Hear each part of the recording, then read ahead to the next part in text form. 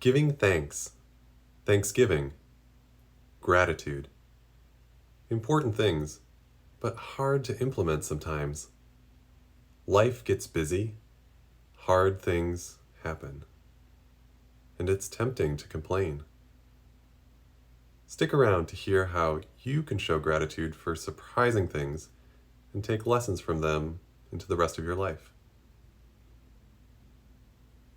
Thanks for joining me here on another episode of the MedEdWell Podcast. We're already on episode 18, and I am so thankful for each of you joining me here to support your wellness as physicians in medicine. Here in the U.S., we're coming up on the Thanksgiving holiday. I know I have listeners from all over the world, from Germany, Sweden, Canada, Singapore, and I just wanted to take a moment to let you know, hey, in this time of good food, football, giving thanks, and reflection, I wanted to bring this to you as an opportunity to really dive in to how we can show gratitude. And not just for the things that you would expect.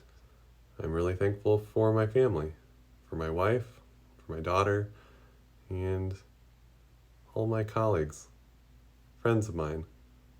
These are really meaningful and impactful relationships and people in my life. But I wanted to take a moment today to explore 5 of the areas, 5 experiences I've had that in the moment I wasn't very thankful for. But looking back, I can learn lessons that allow me to say, yes, I can actually be thankful for that and show gratitude. Before we get into the rest of today's episode, as we think about time away from work and time off, some of you may have some time off and others of you may be in the hospital or in clinics working. I want to thank you for all of the work that you do to care for patients and to provide that adequate coverage. But when you do get that time off, you want to be able to leave work at work. And that's why I created the Maximize Your Clinical Efficiency free guide, my 10 tips to help you get more work done at work. For about the last week or so, I've been implementing some of these strategies, some in a new way, and it's really been paying dividends for me. I've been able to get my work done and not have to bring notes home. It's been game-changing for me, and I want to share with you these tips. You can head on over to mededwell.com/efficiency guide to get your free copy today. That link will also be in the show notes. Before we get to the rest of today's episode, though, I want you to hear from today's sponsor. Today's sponsor is the White Coat Investor courses. The White Coat Investor has been promoting financial literacy for doctors since 2011, and they have a number of courses, some on financial literacy, some on physician wellness, some that even have CME, so you can use it for some of your CME eligible funds that you may have available. Right now, they're running a sale, 10% off any of their courses through November 29th. So about the first week that this podcast is live, you'll have access to that. And beyond that, there'll still be great value in those courses. I took the Fire Your Financial Advisor course, and it was super helpful in making a financial plan and knowing what holes there were in my financial education. You can head on over to mededwell.com/WCI. That's mededwell.com/WCI. All right, let's get back to today's show. So we were talking about gratitude, things you're thankful for. This is kind of a natural time of the year coming up on the holidays. When you think about, how am I thankful for things that happened, people that are in my life? This may be a time of mixed emotions. It's a time when some of these things are hard to be able to say, I'm thankful in some of these situations. Whether it's a loved one you're missing, or an experience that you didn't get to have, or just something that maybe you regret. These are real things, and I don't want to discount those. But I also want to take a look at some of the ways in which really there are some lessons from these situations for which we can be thankful. So I'm going to dive into 5 areas, experiences in my life that initially I wasn't grateful for. But I want to share how I've learned from those and ways in which my life has been richer as a result. So first, I'm going to start with back in high school for me. I didn't end up being the valedictorian. You may think, okay, this is kind of presumptuous, but I was a good student and I'd worked hard, and it wasn't necessarily my goal to be the valedictorian, but again, I was a good student.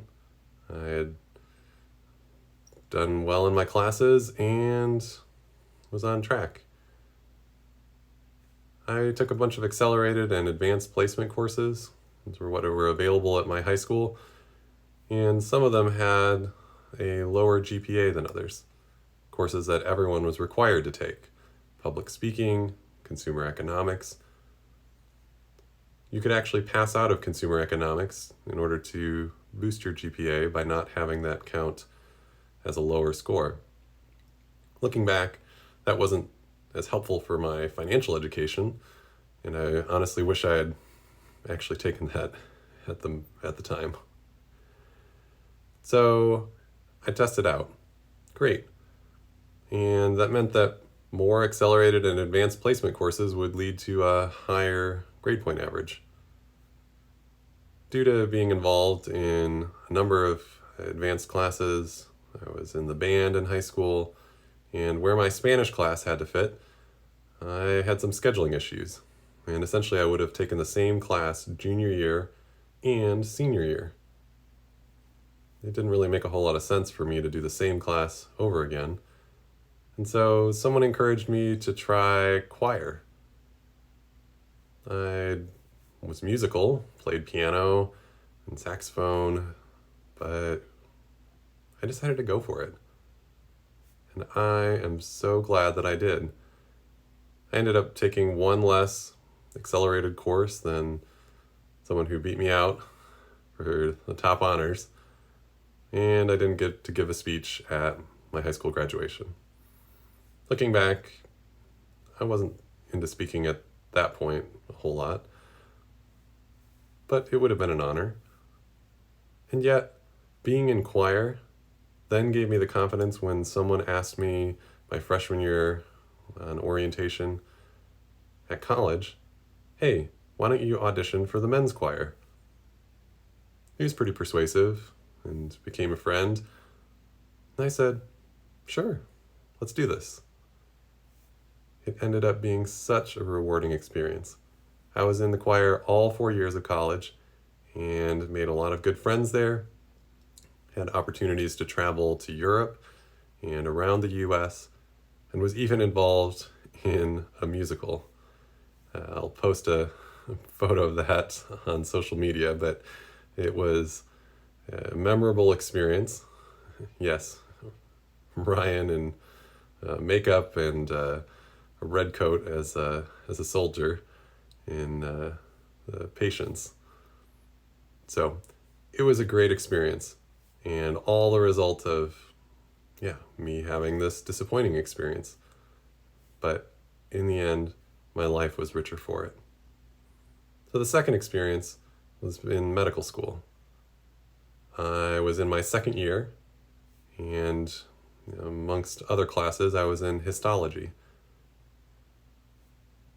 In undergrad, I was a physics major with a pre-med emphasis, and I took the usual prerequisites, which included biology for 2 semesters and 1 semester of biochemistry.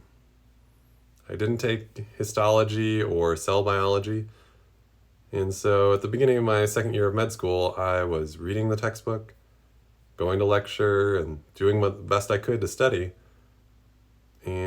and yet I just barely failed my first exam. It was really humbling. From nearly being valedictorian in high school, graduating with honors in college, and failing my histology exam, this was hard. So I ended up getting some feedback from the professor, and it gave me a little bit of extra focus. I changed some of my studying habits, and ultimately I was able to pass my class. It was hard, but I learned a lot from that situation. I adapted my learning style. I was already figuring out that, at least for me, going to all the lectures and reading all the textbook and the notes didn't work for me. I ended up with kind of a hybrid approach where I would go to a few lectures for some classes, and I had to make my own notes and study guide in a different way that really pushed me. So it was a challenge. I got feedback and I made adjustments. Again, important skills that I needed, but it was hard. So from high school through med school, then in residency, I went to a big peds residency with multiple combined pediatrics programs, and there were 3 categorical peds chief residents each year. Is the type of thing that you would apply for during your second year, so a year and a half left in residency, and it was an extra year where you would have opportunities for leadership and teaching, and it was a big honor. There were, again, the education, communication, management experience. I thought I have a lot of administrative skills. During my time in the college choir, I was the assistant business manager and then business manager in successive years, and I was a physics major. So I thought I would be a great fit for this. I was hopeful, and yet I wasn't selected for any of the 3 spots. I thought all those scheduling spreadsheets, all those things. I enjoy teaching others, and yet, why was I not chosen? My colleagues thought I should have been, and yet, later on, I saw that leadership involved getting others to follow you, leading by example, and it gave me the opportunity to be done with residency after only 3 years, where I could start honing my clinical skills as an attending. And I've had opportunities for leadership. I've had opportunities to influence staff, colleagues, my electronic medical record efficiency committee. These are all things that came out of me being disappointed by not being selected. Number 4, I didn't get any of the 3 inpatient jobs that I thought I wanted coming out of residency. At the end of my second year and beginning of my third year of residency, I was looking for a job. As I was preparing to get married and helping with wedding preparations, I started looking at opportunities, putting out applications. I had a couple of interviews. I thought inpatient medicine in pediatrics might help keep my skills more up to date, broader. It was just what I knew. My pediatrics residency was great, but it was primarily an inpatient experience. I only ended up with 2 offers, one in my preferred location, and they were both outpatient. I didn't know the ambulatory skills that I lacked, and I found, looking back now, the time of this recording, 5.5 years, that I'm in a great fit for me. It's got a diverse population, great colleagues, leadership opportunities, and I have grown a lot by ending up where I did. Did I think this is where I'd be? No, but I am so thankful that I've been here. And fifth and finally, I am thankful for my experience with burnout. Coming right out of residency into that outpatient job, I started out a full 1.0 FTE. That was about 9 sessions a week. As any new attending does, I was relatively inefficient. And in the first few months, our electronic medical record changed. I was bringing notes home often. I prided myself, as I did all the way through my schooling and training, on being a hard worker, an achiever. And yet, 8 months out, when I picked up a week of newborn coverage, I found myself working 12 days straight. I'd done this type of thing in residency, but this was different. It was being directly responsible, bringing notes home, on top of all the stresses of being a new attending. I was exhausted. This was the time when my wife and I sat on the couch and we had that conversation where she said, something has to change. I knew she was right. I cut initially to 0.8 and then eventually 0.7 FTE clinically and ended up with some electronic medical record optimization time. It's been a great fit for me. I still struggle with some of these burnout, wellness, how much do I bring home? That's why I was, like I said in the intro, working on some of these clinical skills and efficiency tips. So again, my download, free, maximize your clinical efficiency.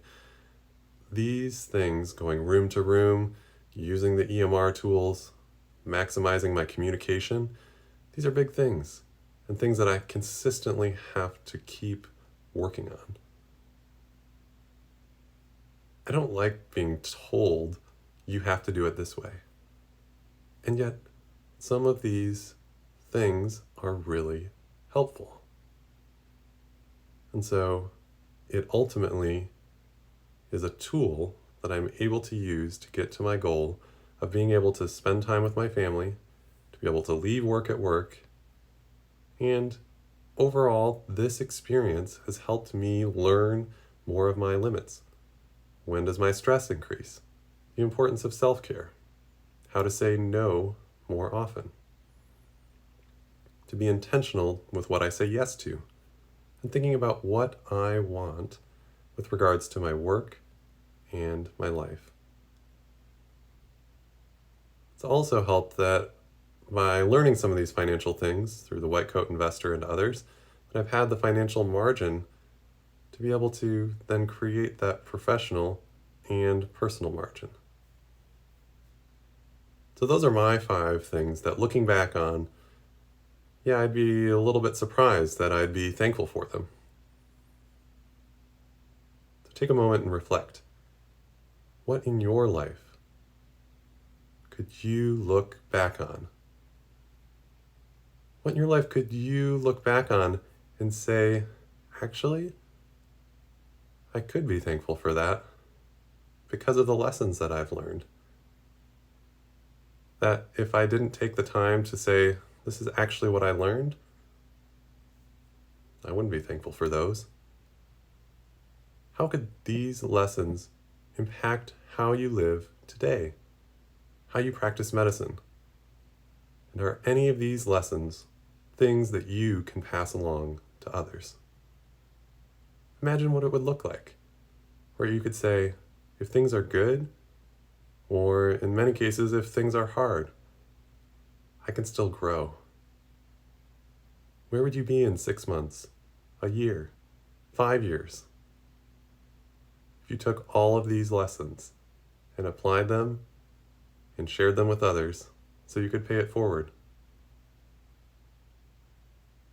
Thanks for listening to another episode of the MedEdWell Podcast. I want to encourage you to subscribe, to leave a review, and share this episode with another physician. Take a moment and go ahead and download your free efficiency guide at mededwell.com/efficiency guide. And then take a moment to check out a White Coat Investor course with its 10% off discount through November 29th by going to mededwell.com/WCI. Thank you so much for joining me. Have a great day.